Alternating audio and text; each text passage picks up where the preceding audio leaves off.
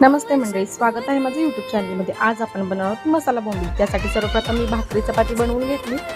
आज चुलीवर करूया म्हटलं। त्याच्यानंतर बोंबील कट केले। मसाला हा खोबरं, आलं, लसूण आणि तीळ जिऱ्याचा आहे। घरगुती चटणी, हळद, मीठ, तव्यावरती बोंबील टाकून घेतले। जोपर्यंत त्याचा कलर चेंज होत नाही तोपर्यंत बोंबील फ्राय करायचे। तवा तुम्ही इग्नोर करा कारण त्याच्यावरती चपाती भाकरी केलेली आहे। त्याच्यानंतर तेल टाकलं तव्यामध्ये। त्याच्यानंतर आपण त्याच्यामध्ये कांदा आणि टोमॅटो टाकले।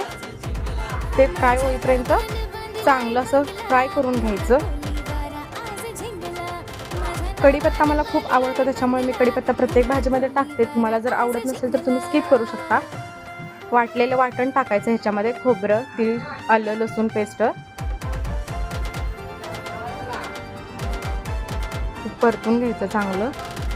घरगुती चटणी, चवीनुसार मीठ, हळद, तुम्हाला जेवढं तिखट हवं आहे तेवढं तुम्ही टाकू शकता। त्याच्यानंतर कोथिंबीर टाकली थोडी आणि जे स्वच्छ पाण्याने 2 पाण्याने स्वच्छ बोंबील धुवून घेतले ते मी त्याच्यामध्ये टाकले।